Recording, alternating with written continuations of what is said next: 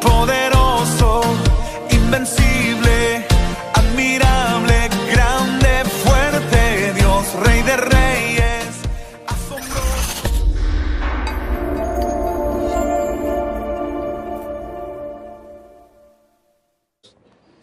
Padre Celestial, gracias te damos en esta preciosa noche. Gracias, Dios, una vez más porque podemos estar aquí reunidos, Señor. Queremos aprender más de ti, Señor. Escudriñar tu palabra, que seas tú el que nos hable. Señor, que despiertes en nosotros, Señor, una pasión por tu palabra, una pasión por escudriñarla, por amarla. Señor, una pasión por tener comunión contigo, por vivir en intimidad contigo, Señor. Que nuestra vida sea guiada por tu Espíritu Santo, Señor, diariamente, Señor. Nuestros planes, nuestras metas, nuestras decisiones, Señor, sean guiadas por ti. Y también, Señor, una pasión por llevar tu mensaje a otras personas. Padre, que en nosotros se despierte ese deseo, Señor, de poder predicarle. Que cada persona que se sienta a la par nuestra, que platica con nosotros, sea una inquietud en nuestro corazón que salte para poder darle tu mensaje, Señor. Llevarle tu evangelio, Señor. Las buenas noticias que tú tienes para cada uno de ellos. Así, Dios, gracias te damos en esta noche. Este tiempo lo dejamos en tus manos, en el nombre de Cristo Jesús. Amén. Bien. Hoy vamos a continuar con, siempre con el mensaje de las 7 trompetas y vamos a iniciar solamente el capítulo 9 de Apocalipsis, porque vamos a dar un contenido especial hoy que tiene que ver acerca del mundo espiritual, lo que son los ángeles caídos. Cuando hablamos de este tema hay que ser bien cuidadosos de exponer solamente lo que aparece revelado en la palabra de Dios. Uno no puede ir más allá de lo que está revelado en la palabra de Dios. Uno a veces puede ir y encontrar libros que empiezan a hacer conjeturas de muchas cosas y son suposiciones, no son verdades que están enunciadas en la palabra de Dios, y ese cuidado hay que tenerlo. También reflexionaba sobre, hay personas que salen de este mundo ocultista, salen de lo que son el satanismo, la brujería, y escriben libros de cosas que practicaban allá. Eso no es necesario. Usted no necesita saber nada de eso, lo que necesita saber es lo que está revelado en la palabra de Dios. Entonces, las únicas prácticas que usted tiene que conocer es lo que ha señalado Dios para nosotros. Dice la Escritura que hay cosas que son reveladas y otras que no son reveladas, y que las que son reveladas son para nosotros. Entonces, lo que sí, nuestro deber es escudriñar la Escritura y ver qué es lo que Dios nos ha revelado. Bien, entonces vamos a empezar rápidamente. Voy a ir al capítulo 8 de Apocalipsis. Versículo 1. La semana pasada iniciábamos con este versículo, si mal no recuerdo. Dice así: cuando abrió el 7º sello, se hizo silencio en el cielo, como por media hora, y vi a los 7 ángeles que estaban en pie ante Dios, y se les dieron 7 trompetas. Este es el mensaje, este es el pasaje que da inauguración a las 7 trompetas. El 7º sello, cuando se apertura, lo que hace es abrir el tiempo de las 7 trompetas. Entonces, este ángel, pues, cuando se rompe ese sello, pues 7 ángeles toman 7 trompetas. Y hay media hora de silencio en el cielo. Durante todo el tiempo anterior habíamos visto que se había dado alabanza a Dios Padre, se había dado alabanza al Hijo, había aparecido en el cielo los ángeles, millares de ángeles, dice la Escritura, que aparecieron ahí en el cielo, dándole alabanza al Hijo también. Y luego aparece una multitud tomada de todos los pueblos, naciones y lenguas. Eso aparece en 7:9. Y dice la Escritura que esa multitud pues estaba alabando tanto al Padre como al Hijo por la salvación que se les había dado. Esta multitud precisamente representa a la iglesia que ha sido arrebatada al cielo. Entonces, durante todo ese tiempo, los primeros 7 capítulos, no había habido un tiempo de silencio hasta ahora. Y aquí hay un tiempo de silencio en el cielo, y hablábamos y hacíamos la reflexión. ¿A qué se debía ese tiempo de silencio? Entonces les decía que los teólogos llegan a la conclusión que es porque estaban esperando a las mujeres que llegaran allá después del arrebatamiento, pero Así es, dicen algunos. Es precisamente porque se inauguran los juicios de Dios sobre la humanidad. Ahí ya acaba el tiempo precisamente de la iglesia, ha pasado. El tiempo de la iglesia, y lo que empieza ahora es el tiempo de lo que se conoce como la ira de Dios, el tiempo de juicio, y para eso voy a resumirlo en este breve cuadro. Lo primero que tenemos pues es el arrebatamiento de la iglesia. Ese arrebatamiento de la iglesia pues ocurre en el capítulo 7, versículo 9. Luego ocurre lo que conocemos como el tiempo de la ira de Dios, que eso concuerda con la semana 70. En otro momento vamos a hacer esa relación con la semana 70 para que lo veamos, cuando veamos lo de la aparición del anticristo. Al final de ese periodo de siete años es donde aparece ya la segunda venida de Jesús a la tierra.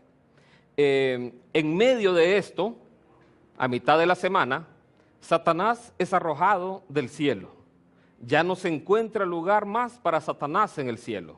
Ahí ya no tiene acceso al cielo. Usted puede ver hoy Satanás todavía tiene acceso. Uno lo puede ver en el libro de Job, precisamente que cuando menciona que estaban los hijos de Dios y entre ellos estaba Satanás ahí de colado. Entonces, él está así. De hecho, él los acusa, como lo vamos a ver más adelante. Él era el acusador que estaba acusándonos delante del Padre de día y de noche. Así se le refiere al enemigo. Entonces, pero a mitad de la semana, Satanás es arrojado del cielo, ya no tiene lugar en el cielo. Y eso genera lo siguiente, genera el inicio de la gran tribulación con lo que es la aparición del anticristo. Ahí donde se dice Satanás, sabiendo que su tiempo es corto, empieza a actuar y surge un principado satánico. Que pues toma posesión en este caso de algún cuerpo humano que es el anticristo y que él asciende y está en el poder mundial por 3 años y medio. ¿Qué vimos la semana pasada? Vimos que después del arrebatamiento ocurrió una señal igual que la que ocurrió cuando Lot dejó Sodoma y Gomorra, y así lo había profetizado el Señor, que así como ocurrió en el día de Lot, así iba a ocurrir en el día que Él se manifestara. Él se manifiesta en el día del arrebatamiento, y la primera señal es la tercera parte de la tierra es quemada. La tercera parte de la tierra sufre un daño por quema, y toda la hierba verde es quemada. Se acabó el negocio de la marihuana, les decía ahí, porque toda la hierba desaparece. De ahí, la siguiente trompeta es un daño a la tercera parte del mar. Y aquí decía que se miraba como una montaña de fuego ardiendo, caía sobre el mar y la tercera parte del mar era destruida. Mirábamos cómo los científicos a la fecha de hoy han identificado una isla potencial que puede causar un daño bastante catastrófico. Entonces eso lo mirábamos el video la semana pasada. Luego vimos la tercera parte de las fuentes de las aguas. En este caso está hablando del agua para tomar. Los ríos son dañadas por una estrella, que en este caso es como un meteorito que se llama Ajenjo, que cae y daña precisamente la tercera parte de todas las fuentes de agua, de tal forma que ya la gente no tiene agua para beber, la tercera parte de la tierra había sido quemada, las cosechas habían sido dañadas y ahora no hay agua. Ese es lo que ocurre. Y también como consecuencia de esto, pensando en un meteorito que cae, también ocurre que la tercera parte del día y la tercera parte de la noche ya no tienen luz, porque el sol se oscurece una tercera parte del día y la luna una tercera parte de la noche. Eso genera otro cambio climático aún peor de lo que ya tenemos al día de hoy. En resumen, eso vimos la semana pasada. Y si esto parecía poco, el último versículo del capítulo 8 terminaba con esta frase. 8:13 dice: y miré y oí a un ángel volar por en medio del cielo, diciendo a gran voz: ay, ay, ay, de los que moran en la tierra a causa de los otros toques de trompeta que están para sonar los 3 ángeles. O sea, lo que viene, menciona 3 ayes, porque son 3 trompetas. Entonces, lo que viene es aún peor. Y eso es lo que está anunciando este ángel. Que los moradores de la tierra normalmente se refiere a las personas que no conocen de Dios. En Apocalipsis así se refiere. Todos los que no creían en Dios o no creen en Dios se les llaman moradores de la tierra. Entonces vienen 3 toques de trompeta que los ángeles dicen esto va a ser peor todavía. Bien. Y ahora vamos a pasar a lo que vamos a iniciar hoy, Apocalipsis 9:1. Apocalipsis 9:1.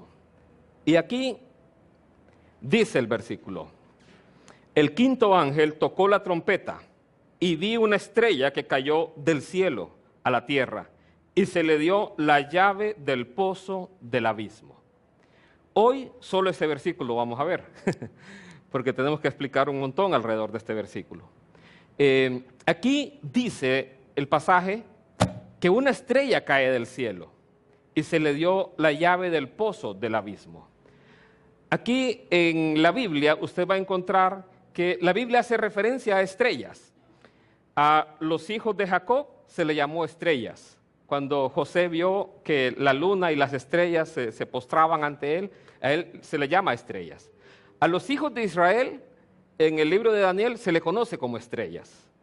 También en el mismo libro de Daniel, a los que enseñan la justicia a la multitud, dice que ellos van a resplandecer como estrellas a perpetua eternidad. También hemos visto en el libro de Apocalipsis cómo los pastores o los obispos de las iglesias le llama estrellas. Pero también se le llama estrellas a los ángeles. Entonces, y este es uno de los casos. Entonces, aquí se ve que una estrella cae del cielo y esa estrella tiene la llave del pozo del abismo. ¿Qué es el abismo? El abismo, y eso es, vamos a ver gran parte del estudio de hoy, el abismo es el lugar de morada de los demonios. Es el lugar de morada, precisamente, donde están encarcelados los demonios. Y de eso va a tratar el estudio del día de hoy. Bien, entonces, para comenzar, los ángeles fueron creados todos por Dios. Y quiero que busque Colosenses 1:16. Colosenses 1:16. Hoy vamos a tratar de entender un poco esta parte de los demonios, un poco de los ángeles caídos. Hay personas que hacen diferencia entre demonios y ángeles caídos. Sin embargo, no he encontrado referencia bíblica para esa diferencia todavía, no la he encontrado. Entonces, yo he entendido siempre hasta el momento que los ángeles caídos obedecen a los demonios. Colosenses 1:16 dice: porque en él fueron creadas todas las cosas, las que hay en los cielos y las que hay en la tierra. Las que hay en la tierra, visibles e invisibles, sean tronos, sean dominios, sean principados, sean potestades, todo fue creado por medio de él y para él. Entonces todo fue creado, sean principados, sean potestades, sean tronos, sean dominios, todo existe por Dios, tanto el mundo visible como el mundo invisible. Todo fue creado por medio de él, hablando de Jesús, y para él también. Entonces, hablando de Jesús. Entonces, todos los ángeles fueron creados por él. Los ángeles, ¿cómo son los ángeles? Pues, Hebreos 1:7 dice, voy a leerlo: ciertamente de los ángeles dice, el que hace a sus ángeles espíritus y a sus ministros llama de fuego. Los ángeles son espíritu, su naturaleza es espiritual. Sin embargo, ellos pueden tomar forma humana. Y esto lo hemos visto. Aparece en el relato de Sodoma y Gomorra, cuando dos ángeles fueron precisamente a advertir a Lot que tenía que salir de la ciudad. También vemos ángeles que abren la cárcel. Cuando estaba Pedro en la cárcel, un ángel le toca a él y abre la cárcel. Entonces aparecen así. Inclusive la misma palabra de Dios nos dice que muchas veces las personas hospedan ángeles en su casa. Entonces ellos tienen la capacidad de tomar una forma humana. Aquí hay una parte importante.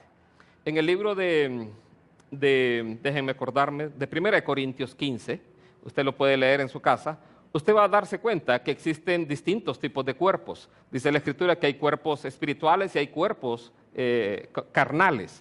Entonces, que el cuerpo que vamos a tener más adelante es un cuerpo espiritual.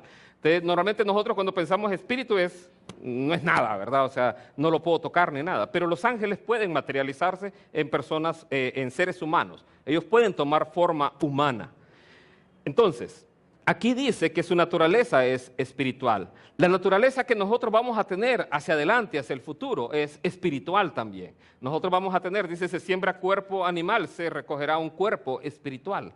Entonces nosotros, para poder coexistir en el universo que Dios ha creado, esta naturaleza tiene que cambiar, porque este cuerpo, dice la Escritura, no puede heredar, ¿cómo que se llama? El reino de Dios. La carne y la sangre no van a heredar el reino de Dios.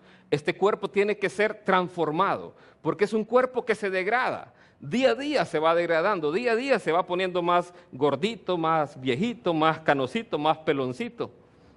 Así como quién. No. Porque miran a otros. Entonces, los ángeles son espíritus. También en el libro de Hebreos nos menciona que son espíritus ministradores. Los ángeles consideramos que es un número finito. Son millares, eso sí, pero no se siguen generando más ángeles. Ellos fueron creados, no fue como nosotros, que nosotros nacemos. Ellos fueron creados. ¿Cuándo fueron creados? Esa es una buena pregunta. Quiero que vayamos al libro de Job, capítulo 38. Job, capítulo 38, versículo 4. Aquí, en esta parte, Dios le está hablando a Job. Él está haciendo ver que realmente la sabiduría de Dios es infinita. El conocimiento de Dios es infinito. Entonces, que por mucho que a veces pasamos problemas y que Dios no me entiende y decimos eso, realmente la sabiduría de Dios es muchísimo más grande que la nuestra. Dice que como son los cielos más altos que la tierra, así son sus pensamientos más altos que los nuestros. Entonces, aquí Dios le habla a Job y le dice lo siguiente, versículo 4. ¿Dónde estabas tú cuando yo fundaba la tierra? Házmelo saber si tienes inteligencia. ¿Quién ordenó sus medidas, si lo sabes? ¿O quién extendió sobre ella cordel? ¿Sobre qué están fundadas sus bases? ¿O quién puso su piedra angular? Cuando alababan todas las estrellas del alba y se regocijaban todos los hijos de Dios. Aquí está hablando de un momento previo a la creación de la tierra, previo a la creación del mundo. Entonces le pregunta a Dios a Job, ¿dónde estabas tú? Cuando yo ponía las medidas de la tierra, cuando yo fundaba la tierra, cuando ponía su piedra angular, cuando todas las estrellas del alba alababan y los hijos de Dios se regocijaban. ¿A quiénes se refiere ahí con hijos de Dios? Precisamente a los ángeles. En el Antiguo Testamento, los hijos de Dios normalmente se conocen como los ángeles. Y eso es muy interesante, se lo decía el domingo. En el Antiguo Testamento, los hijos de Dios se conocen como los ángeles y a los profetas, a los servidores, se les conoce como siervos. Pero en el Nuevo Testamento, a nosotros se nos conoce como hijos de Dios. Y a los ángeles dice que son espíritus ministradores, servidores. Entonces, ahí como que vemos que la ecuación cambió. Entonces, lo que sí podemos entender de los ángeles, que el hombre dice fue creado poco menor que los ángeles. Los ángeles son superiores en potencia, en fuerza. Pero nosotros tenemos algo que ellos no tienen, la gracia de Dios. Ellos pecaron, ellos desobedecieron y ellos no tuvieron redención. Nosotros sí. Nosotros, Dios hizo un plan de redención para el ser humano, pero para los ángeles no. Los ángeles, aquí vemos cómo fue todo al principio, pero los ángeles en algún momento de la historia ellos fueron creados. ¿Cuándo? No lo sabemos con exactitud. Consideramos que pudo haber sido cuando dice que Dios creó los cielos y luego la tierra. En ese lapso aparece también esto, que se funda la tierra. Pero aquí cuando está fundándose la tierra ya existen los ángeles. Entonces creemos que es cuando crea los cielos, ahí creó todos los ángeles. Los ángeles pues en su momento, y esto es algo que vamos a profundizar cuando veamos sobre el capítulo 12, que ahí habla de la batalla de los siglos, en donde habla de Satanás y la batalla contra el pueblo de Israel, la batalla contra Dios mismo que hace Satanás. Entonces, los ángeles en su momento pecaron. Hoy, en aquel momento, tenían una voluntad que les podía hacer pecar, porque tomaron una decisión y se equivocaron. Entonces, hoy creemos que esos ángeles ya no tienen esa posibilidad de poder pecar, ya no existe. Eso lo vamos a ver en profundidad cuando estudiamos esa parte. Hoy vamos a ver una parte sobre los ángeles caídos, pero de ahí tenemos que ir estudiando sobre Satanás y el pecado original. ¿Cómo fue que se originó? Y es curioso ese pecado original, porque no fue un pecado que se materializó físicamente, sino que se dio en el corazón de Satanás. Entonces, Dios no creó los demonios, Dios no creó a Satanás, Dios creó ángeles, arcángeles, y existen así distintos órdenes. Vimos que dice tronos, dominios, potestades, principados. Eso fue lo que Dios creó. Pero en el caso de Satanás era un querubín. El querubín era el que protegía o que cuidaba la santidad de Dios. Él tenía ese estatus, un estatus bastante alto realmente. Bien, entonces ocurrió una rebelión en el cielo. Y vamos a ir rápidamente a Apocalipsis 12. Ocurrió una rebelión en los cielos.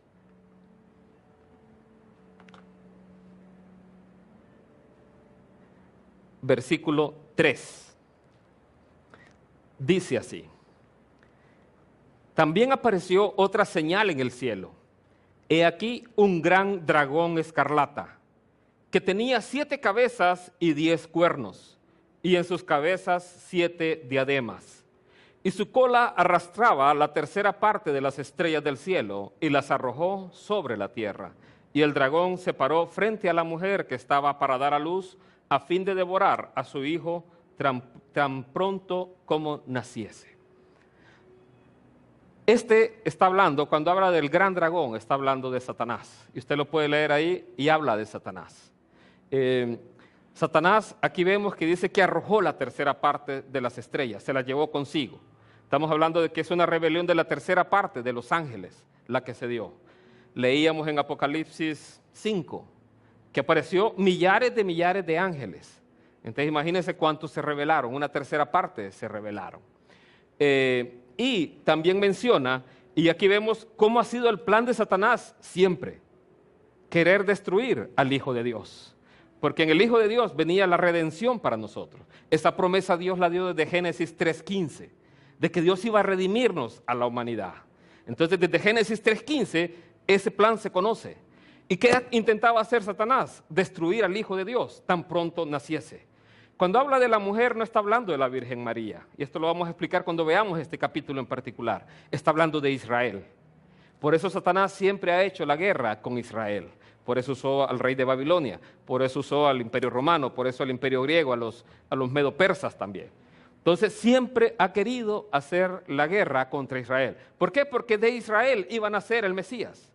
Entonces, por eso también buscó entrar en Judas, para que Judas traicionara a Jesús y así poder matarlo en la cruz. Solo que ahí le salió el tiro por la culata, como decimos. Le salió todo invertido. Porque ahí fue donde obtuvo Jesús la mayor victoria. Hemos visto cómo él exhibió, dice, públicamente a los principados y a los potestades, triunfando sobre ellos en la cruz. Entonces ahí destruyó el acta de decretos que para nosotros era contraria. Y en lugar de pensar destruir el plan de redención, lo llevó a cabo más bien. Por eso decimos que Satanás es un siervo, sirve para los planes de Dios. Entonces de esa manera. Bien, entonces aquí el gran dragón se refiere a Satanás. Entonces aquí ocurre una rebelión. Y los ángeles se transforman, siempre se llaman ángeles de hecho, usted lo va a ver, ángeles caídos. Pero ocurre esa rebelión. Y para entender un poco este mundo espiritual vamos a ver un caso en particular que muchos de ustedes conocen, el del endemoniado gadareno. Y para esto vamos a ir al libro de Lucas, capítulo 8. Este caso nos va a arrojar luz sobre cómo operan en este caso los demonios, qué les espera a los demonios también, y varios casos más. Lucas 8:26. Lucas 8:26 dice así: y arribaron a la tierra de los Gadarenos, que está en la ribera opuesta a Galilea. Al llegar él a tierra, vino a su encuentro un hombre de la ciudad endemoniado desde hace mucho tiempo, y no vestía ropa ni moraba en casa, sino en los sepulcros. Yo quiero que vea cómo era la condición de este hombre. Cómo es una vida cuando los espíritus inmundos toman posesión de esa persona. Es una vida que es degradada. Es una vida que en este caso es afectada a tal punto que su dignidad se ve en este caso mermada. Andaba desnudo, vivía en sepulcros. Para que entendamos esa parte de los sepulcros. Los sepulcros eran algo inmundo para los israelitas, para los judíos. Entonces, estar ahí era algo inmundo para ellos. De hecho, tocaron un sacerdote acercarse a un muerto, tenía que después purificarse él. Pero este espíritu inmundo lo llevaba a esos lugares, a lugares inmundos para ellos. Y también, en este caso, hacía pues que estuviera apartado de su familia, no vivía en ninguna casa, sino que estaba ahí a la intemperie. Entonces, vemos cuál es el efecto que los demonios pueden causar en la vida de una persona. Preguntas que a veces se hace la gente es, ¿en qué momento una persona puede ser o entrar en una posesión? Aquí, pues, cuando una persona somete su voluntad a prácticas abominables delante de Dios y está ahí por mucho tiempo, eso puede ser una puerta precisamente para el mundo espiritual, para que entre posesión. Ahora, no todo mundo es poseído. No todo mundo que bebe es porque tiene un demonio, es un tema de a veces falta de control, Usted puede ver que Jesús muchos milagros los hizo y no había un demonio ahí. Simplemente los discípulos se preguntaban quién pecó o sus padres. Esto no es quién pecó, sino que para que se manifieste la gloria de Dios. No había un demonio ahí involucrado. En otros casos sí, habían demonios involucrados. Sigamos leyendo el caso del endemoniado gadareno. Versículo 28. Este, al ver a Jesús, lanzó un gran grito y postrándose a sus pies exclamó a gran voz: ¿qué tienes conmigo, Jesús, Hijo del Dios Altísimo? Te ruego que no me atormentes, porque mandaba al espíritu inmundo que saliese del hombre, pues hacía mucho tiempo que se había apoderado de él y le ataban con cadenas y grillos, pero rompiendo las cadenas era impelido por el demonio a los desiertos. Entonces, casos interesantes que podemos ver. ¿Cuál es la actitud del hombre, o en este caso del demonio, cuando ve a Jesús? Va donde Jesús y se postra. Entonces, es un demonio que se postra, en este caso, reconoce la autoridad que hay en Jesús. De hecho, cuando le dice Jesús, el nombre significa Salvador o Dios salva. Entonces le está llamando de esa manera, reconociendo que Él es el Salvador. Luego le dice Hijo de Dios. Reconoce también que Él es el Hijo de Dios. Yo quiero que vea cómo ellos reconocen de alguna manera la autoridad, en este caso, del Hijo. Le llama Hijo del Dios Altísimo, reconociendo que no hay alguien más superior o más alto que Dios el Padre. Entonces ellos saben todo eso. Y ellos le dicen, te ruego que no me atormentes. Esta persona también llega a mostrar algunas características que usted ve, una fuerza sobrenatural, porque podía romper las cadenas, tenía esa fuerza sobrenatural que podía hacer eso. Entonces, en el caso del anticristo, se menciona la palabra de Dios menciona que Él va a hacer señales y prodigios conforme se le ha permitido hacer. ¿Qué tipo de señales? No sabemos. ¿Qué tipo de prodigios? No sabemos. Sí sabemos, falso profeta dice que va a hacer descender fuego del cielo. Y muchas personas van a creer en base a todo eso. El mundo espiritual es un mundo que tiene poder. Claro, y esta parte es muy importante. Todo opera si Dios lo permite. Y eso hay que tenerlo claro. Todo opera si Dios lo permite. Usted lo puede ver en el caso de Job. El caso de Job, Satanás tuvo que pedirle permiso a Dios para poder tocar a Job o a sus pertenencias. Ahora, ¿por qué ocurren esas cosas? Eso lo vamos a ver un domingo de estos cuando hablemos acerca de las pruebas, de los sufrimientos que a veces enfrentamos. Pero bien, entonces, aquí el demonio le decía a Jesús, te ruego que no me atormentes. ¿A qué se está refiriendo ahí el demonio? ¿A qué se está refiriendo cuando le dice, te ruego que no me atormentes? Y para verlo, yo quiero que vayamos, no pierda Lucas. Hoy sí se los dije a tiempo. Mateo 28, 29. Creo que está mal la cita. Sí. Es Mateo 8, 29. Déjeme recordar. Sí, creo que es Mateo 8, 29.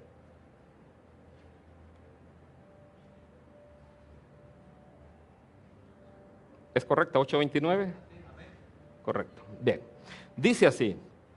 Aquí está hablando también del mismo caso. Y clamaron diciendo, ¿qué tienes con nosotros, Jesús, Hijo de Dios?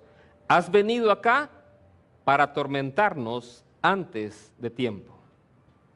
Los demonios saben que viene un tiempo donde ellos van a recibir juicio, donde ellos van a recibir el castigo. Y aquí cuando ellos ven a Jesús, ellos creen que el tiempo había llegado, el tiempo de recibir ese juicio, recibir ese castigo. Y acá les dice, no, bueno, también más bien dice, has venido a atormentarnos antes de tiempo. Más bien ellos entienden que todavía no había llegado el tiempo, pero están viendo que sí saben ellos, usted puede verlo, que aparece de que ellos sí saben que van a ser atormentados. Ellos ya saben cuál es su castigo. ¿Y cuál es su castigo? Mateo 25, 41. Mateo 25, 41. Dice así: entonces dirá también a los de la izquierda, apartaos de mí, malditos, al fuego eterno preparado para el diablo y sus ángeles. Este es uno de los versículos que les mencionaba. No he visto una separación entre demonios y ángeles caídos. Aquí habla Satanás y sus ángeles. Entonces, hay quienes dicen que los demonios eran habitantes de esta tierra antes, pero realmente eso no lo encuentro yo en la palabra de Dios. Ahora acá menciona, el infierno o el lago de fuego es el lugar preparado para Satanás y los ángeles. No fue preparado para la humanidad. La rebelión ocurrió mucho antes. El infierno fue creado para ellos. No fue creado para que los seres humanos vayan allá. De hecho, Cristo Jesús no vino a condenar al mundo, sino que vino para que el mundo sea salvo por medio de Él. ¿Por qué? Porque realmente el ser humano ya estaba perdido y Él vino a rescatar lo que se había perdido. Entonces ya el ser humano ya había recibido precisamente, éramos contados como ovejas de matadero. Y en esa fila que estábamos como ovejas de matadero, viene el Hijo de Dios a dar su vida por nosotros y a pagar por los pecados. La persona que quiere perderse es porque quiere perderse, no porque Dios no ha provisto un plan de salvación. Dios lo ha provisto, Dios ha hecho todo. De hecho, Él se pregunta, ¿qué más puedo hacer a mi viña que no haya hecho en ella? Entonces, Dios ha hecho todo lo posible por acercar al hombre a Él. Pero es el hombre el que toma la decisión al final. Entonces, acá le dice, van a ver esas personas de la izquierda, a las cuales se les va a decir que tienen que ir al fuego eterno, que fue preparado para Satanás y sus ángeles, pero aquellas personas que no quieren escuchar el mensaje de salvación, que no quieren abrirle su corazón a Jesús, también van a ir al mismo lugar. Hablando del juicio, 1 Corintios 6, 2, hablando del juicio, ya vamos a volver al caso del endemoniado gadareno. Dice así, aquí Pablo hablándole a la iglesia, les decía, y aquí les está hablando porque habían hermanos en la iglesia, habían hermanos en la congregación de Corinto, que esos hermanos habían llevado su caso, problema entre ellos, al juzgado. Es como que lo vieran acá así hoy. Dos hermanos de la misma congregación estaban llevando su caso al juzgado, para que el juzgado lo resolviera. Entonces Pablo les dice, ¿o no sabéis que los santos han de juzgar al mundo? Y si el mundo ha de ser juzgado por vosotros, ¿soy indignos de juzgar cosas muy pequeñas? Lo que les está dando a entender es, ¿para qué llevan el caso al juzgado? Ustedes lo pueden resolver ahí como hermanos en Cristo. ¿O no sabéis que hemos de juzgar a los ángeles? ¿Cuánto más las cosas de esta vida? Entonces aquí lo que estamos apuntando es que nosotros vamos a participar en ese juicio hacia los ángeles. El tema de juzgar entre nosotros, eso lo vamos a ver en otro momento. Pero ahí queda la inquietud. Pero aquí usted puede ver, nosotros vamos a participar de ese juicio. Nosotros cuando estemos, dice que Dios va a poner, Jesús va a poner tronos, usted lo puede ver en Apocalipsis 20, y ahí vamos a entrar a juzgar, vamos a juzgar el caso, el mundo, claro, en el nombre de Jesús siempre, y también a los ángeles. Volvamos ahora sí al libro de Lucas, no me distraigan, por favor. Lucas 8:30, dice así. Y le preguntó Jesús diciendo, ¿cómo te llamas? Y él dijo, Legión, porque muchos demonios habían entrado en él. Y le rogaban que no los mandase ir al abismo. ¿Se acuerdan Apocalipsis 9:1? Una estrella cayó y tenía la llave del pozo del abismo. Aquí el demonio le dice a Jesús que no lo mande al abismo. El abismo es el lugar donde los espíritus, en este caso inmundos o demonios, están encarcelados. Y hay distintos niveles de cárcel, así como van a haber distintos niveles de calefacción en el infierno. Entonces, han visto que Jesús dijo que más soportable va a ser el castigo para Sodoma y Gomorra que para aquella perversa generación. Porque si en Sodoma y Gomorra se hubieran hecho los milagros que hizo Él, muchos hubieran creído posiblemente. Pero así va a ser más soportable el camino, el castigo. O sea, van a haber distintos niveles también ahí de juicio. Acá, en el caso del abismo, es un lugar, la palabra abismo significa pozo sin fondo. También hondura significa, sin la S. Es algo muy hondo, profundo. Entonces, el abismo, eso significa.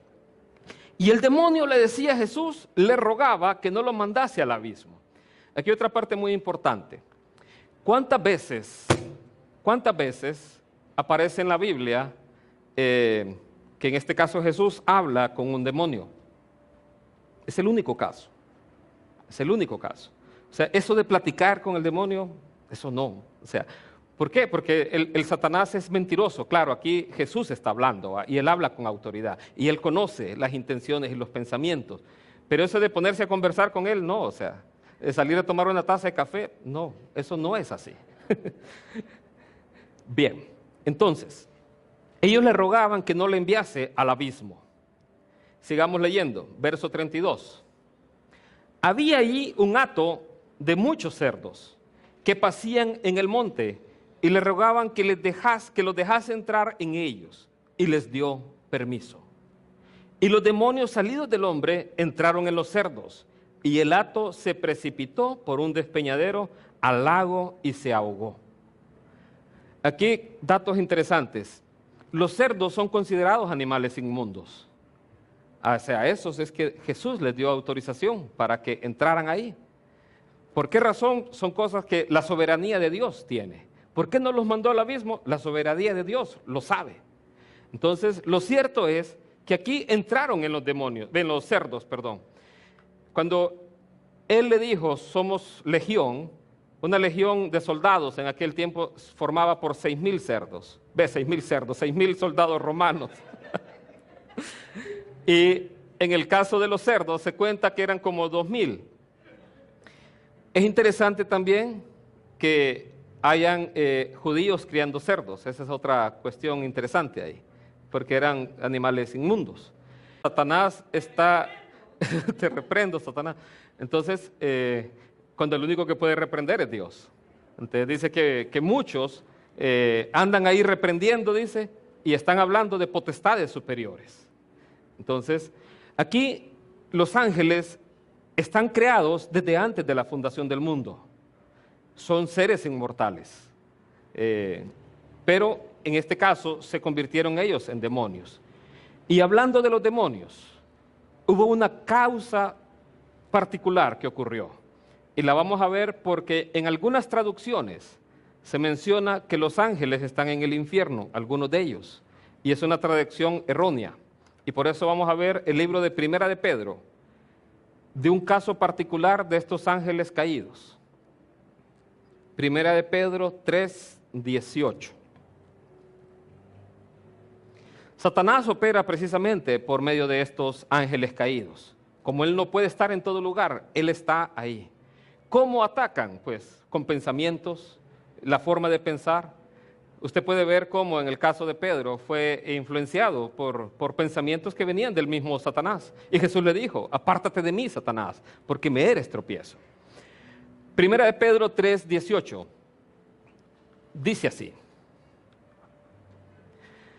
Porque también el Mesías padeció una vez por los pecados, el justo por los injustos, para llevaros a Dios, muerto en la carne, pero vivificado en el Espíritu, en el cual también fue a predicar a los espíritus encarcelados, que en un tiempo desobedecieron, cuando esperaba la paciencia de Dios en los días de Noé, mientras se preparaba el arca, en la cual unos pocos, es decir, 8 personas, fueron salvadas a través del agua. Aquí varios detalles. Aquí está hablando de Jesús y dice que Él fue vivificado en espíritu, en el cual, hablando del espíritu, Él fue a predicar ¿A quiénes? A los espíritus encarcelados. Bien. Entonces, ¿quiénes son esos espíritus encarcelados? Aquí una interpretación, que es una interpretación que se ha dado y que ha sido bastante aceptada también, es precisamente cuando dicen espíritu, se puede referir a que Jesús o Dios en espíritu, por medio de Noé, predicó la palabra a aquellas personas que estaban en su tiempo. Esa es una explicación que se ha dado y es una explicación bastante sólida, fuerte. Sin embargo, tiene un problema. La palabra espíritus que está ahí es normalmente usada para los espíritus inmundos, hablando de los demonios. El original griego de esa palabra, usted la busca en el griego y aparece normalmente aplicada a los demonios. Entonces, ¿de quiénes está hablando? Esa es una primera pregunta. La otra pregunta es, aquí dice que les fue a predicar. Entonces, si fueran espíritus humanos, ¿para qué les va a predicar? Entonces, no tiene sentido que fueran seres humanos que murieron y que les fue a predicar, como que hubiera una segunda oportunidad. Quiero decirles que en base a este versículo es donde se ha creado lo del purgatorio, en base a este versículo, por una mala interpretación. Entonces, ahí realmente está hablando en primer lugar de espíritus inmundos, demonios.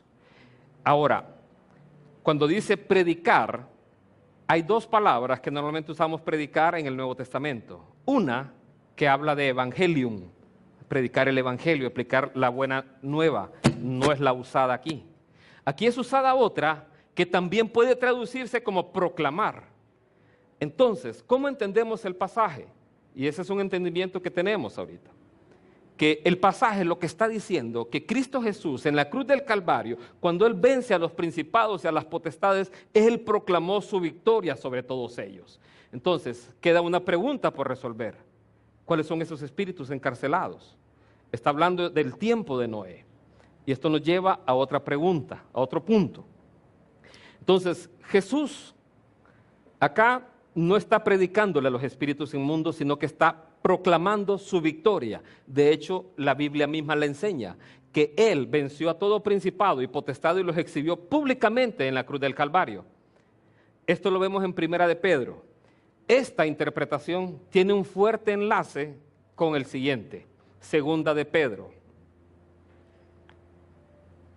2, versículo 4. Recuerde la frase, espíritus encarcelados. Segunda de Pedro 2:4. Dice así: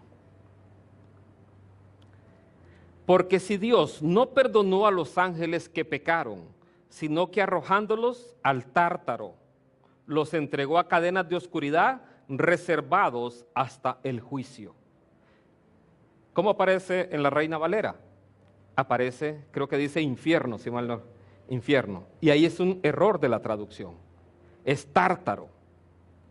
El Tártaro es una palabra griega, de la mitología griega. ¿Para qué la usaban los griegos? Los griegos usaban esa palabra para definir el lugar donde estaban los peores seres humanos que habían habitado en la tierra, estaban ahí, para ellos en el Tártaro. En este caso, Pedro toma ese concepto para decir que ahí, en ese lugar, en un lugar como el Tártaro, están los peores, en este caso, ángeles, que desobedecieron a Dios. Y ya vamos a ver en qué desobedecieron a Dios. Entonces, los ángeles que pecaron fueron arrojados ahí a cadenas de oscuridad, reservados hasta el día del juicio. Hay un pasaje que lo hemos explicado anteriormente. El libro de Segunda de Pedro es un libro paralelo al libro de Judas. Esto lo vimos hace como 2 años, si mal no recuerdo, cuando hablábamos de los falsos maestros y los falsos profetas. Entonces, explicamos, el libro de Segunda de Pedro es un libro paralelo al libro de Judas. En Judas nos da más luz sobre este pasaje. Entonces, aquí vemos que, vea también dice, si Dios no perdonó a los ángeles que pecaron, sino que los arrojó ahí al Tártaro. Los arrojó al lugar, en este caso, siendo el abismo el lugar donde están la morada de los demonios encarcelados, los arrojó al lugar más profundo, en este caso al lugar peor, que estaban ahí y están de una manera. Judas 6.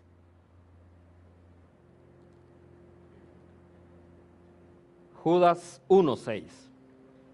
Solo tiene un capítulo Judas.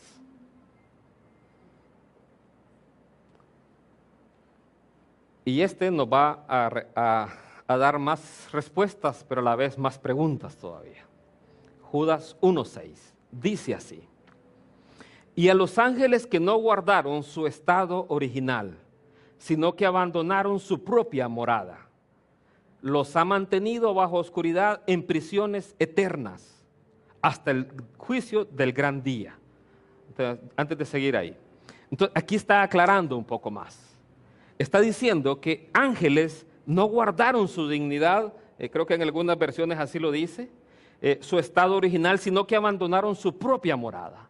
¿Cuál era su morada? Su morada era celestial, su morada era en los cielos. Ellos tenían esa morada. Pero estos ángeles, un grupo en particular, dejó esa morada y abandonaron su dignidad, abandonaron lo que ellos eran, en este caso, y Dios los ha mantenido en oscuridad, dice, en prisiones eternas, hasta el juicio del gran día. Estos ángeles están ahí, permanentemente, y ellos van a ir de ahí, de ese lugar, directamente al juicio, al lago de fuego. Ellos están perpetuamente encarcelados. ¿Por qué ellos están encarcelados? Hay otros que no están encarcelados perpetuamente, y de eso trata Apocalipsis 9. Por eso estamos viendo todo este tema, porque en Apocalipsis 9 se abre el pozo del abismo. Imagínense que aquí en Honduras abriéramos todas las penitenciarías al mismo tiempo. ¿Cómo nos sentiríamos todos? Imagínense todas las cárceles abiertas. Eso va a ocurrir en Apocalipsis 9.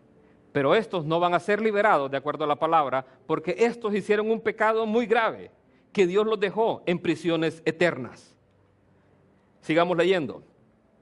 Así como a Sodoma y Gomorra y las ciudades vecinas, las cuales de la misma manera que aquellos, ¿quiénes aquellos? Los ángeles. Que aquellos, habiendo fornicado e ido en pos de vicios contra naturaleza, sirven como ejemplo al sufrir un castigo de fuego eterno. ¿Cuál es el pecado que cometieron estos ángeles? Fueron contra naturaleza. Fornicaron, dice ahí. Fornicaron y fueron contra naturaleza. Ese es el pecado que ellos cometieron. ¿Cuándo ocurrió eso? Por eso les digo, este pasaje arroja más luz, pero al mismo tiempo más preguntas. Y de hecho hay otras preguntas más que ya tengo en la mente, pero no se las voy a decir. Entonces, aquí vemos que dice, así como Sodoma y Gomorra y las ciudades vecinas, las cuales de la misma manera que aquellos, habiendo fornicado e ido en pos de vicios contra naturaleza, no es la primera vez que usted ve algo así. Usted ve en la historia de Lot, los dos ángeles. ¿Qué quería desde el más pequeño hasta el más grande en la ciudad de ahí de Sodoma, correcto? ¿Qué quería? Quería tener relaciones sexuales con los ángeles. Eso querían ellos. Les decía a Lot, abre la puerta y trae a esos porque queremos conocerlos. Ahí cuando dice conocerlos es tener relaciones íntimas, tener relaciones sexuales con ellos. Entonces no es la primera vez que ocurre. Ahora, ¿cuándo ocurrió esto? Es la pregunta. ¿Cuándo pasó esto? Vamos a ir a un pasaje, Génesis capítulo 6. Es una pregunta que Marcial un día hizo.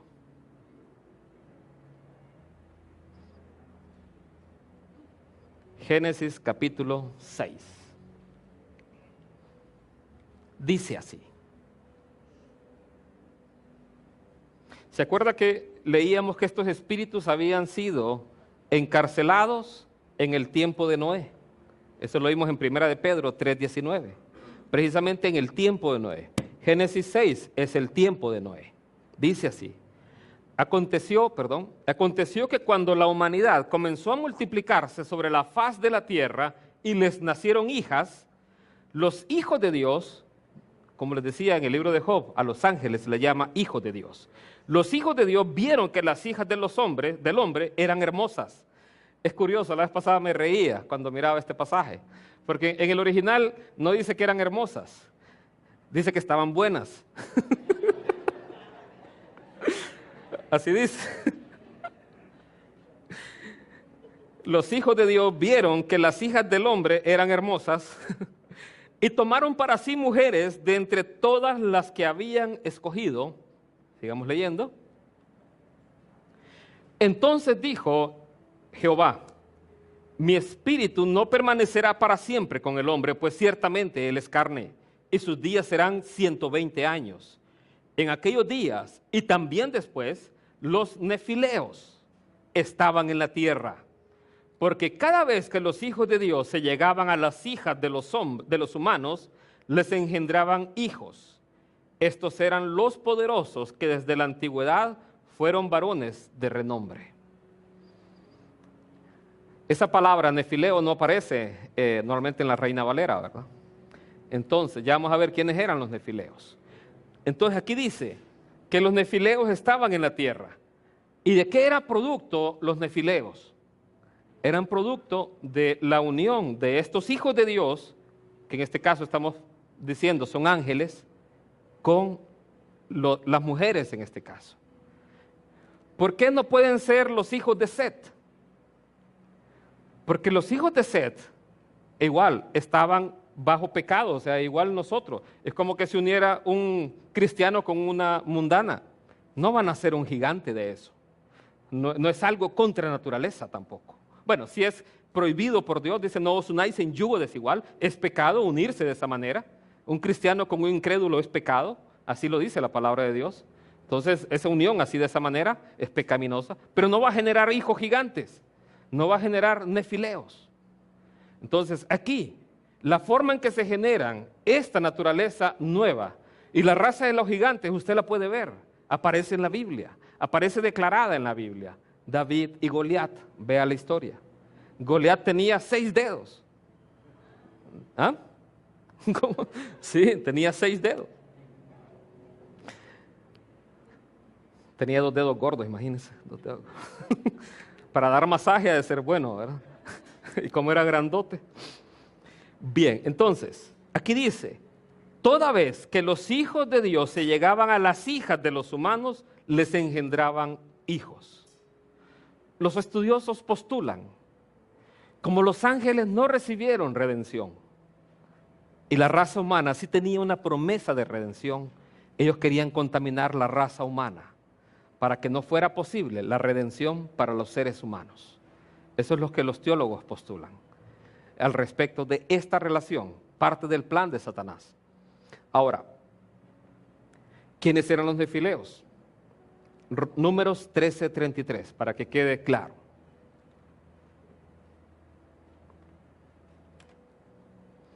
Este pasaje es después de que ellos fueron a explorar la tierra. También dice así: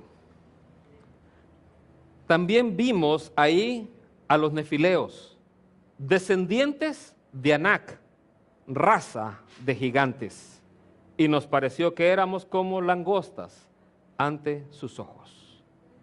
Los gigantes aparecen en la Biblia. La historia de David y Goliat es un ejemplo claro. De hecho, los valientes de David, luego mataron ellos otros 4 gigantes más. ¿Se ha fijado que la Biblia dice que David tomó 5 piedrecitas? Con una mató a Goliat. Y las otras 4 representan los otros 4 gigantes que iban a morir después de él, de Goliat. Entonces, los gigantes surgen de una naturaleza realmente, en este caso, de la unión antinatural, en este caso, de los ángeles caídos con los seres humanos. Y por eso ellos están en prisiones eternas. Entonces, resumiendo lo que hasta ahora vemos, ya voy a poner algo más. Lo que hasta ahora vemos, Dios creó los ángeles, no creó los demonios, ni creó a Satanás como Satanás. Él creó a un ángel que se llamaba Lucero, como Lucerito. Entonces, y cantaba de hecho, creo.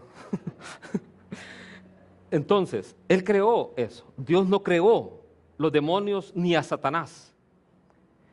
Esto fue producto de una rebelión. ¿Quién inició esa rebelión? Fue Satanás. Y con él la tercera parte de los ángeles cayó. El pecado de Satanás fue envanecerse. Él se envaneció en su corazón. Ese fue el pecado que ocurrió en el corazón de Satanás. eso produjo que estos ángeles pues cayeran de su estado original, que estaban de gracia, su estado celestial, y se convirtieron en enemigos permanentes de Dios. No hubo redención para ellos. Un grupo de estos ángeles provocaron esto, una unión antinatural, anti lo que Dios había creado, y se generó la raza de los gigantes. Entonces, de esa manera ocurrió. Y por eso esos demonios están hoy en lo que la Biblia, en el libro de Pedro, mencionó como Tártaro, no como infierno, que es traducido ahí. Porque el infierno aún no ha sido estrenado. El infierno todavía no ha sido estrenado. El primero que lo estrena es el anticristo junto con el falso profeta. Son los dos primeros que lo estrenan. Después todos aquellos que no creyeron en Jesús, y de ahí, sí, correcto, y de ahí Satanás, la muerte también, y el Hades. Ahora, esta explicación que estamos viendo hoy no es la primera vez que da. La iglesia primitiva tenía esta explicación. Y voy a poner algunos documentos que estuve revisando de uno de los padres de la iglesia primitiva. Este se conoce con el nombre de Ireneo. Ireneo fue discípulo de alguien de quien hablamos aquí hace un tiempo, Policarpo de Esmirna, que él fue uno de los mártires. Y Policarpo de Esmirna, preguntará a usted quién fue. Fue discípulo de Juan, del apóstol Juan. Entonces, Ireneo escribe esto.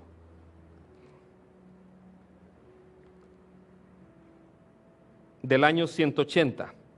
Dice así: Dios envió justamente el diluvio en tiempo de Noé para acabar con la raza malvada de aquellos seres humanos de esa época, los cuales ya no podían dar frutos para Dios, sino que se habían unido con los ángeles pecadores. Y lo hizo para acabar con sus pecados y al mismo tiempo salvar al modelo primitivo, es decir, el plasma de Adán. ¿Qué más dice Ireneo? Porque además sobre la tierra tenían lugar uniones ilegítimas. Los ángeles fornicaron con las hijas de los hombres, quienes dieron a luz unos hijos, que por su enorme estatura fueron llamados gigantes.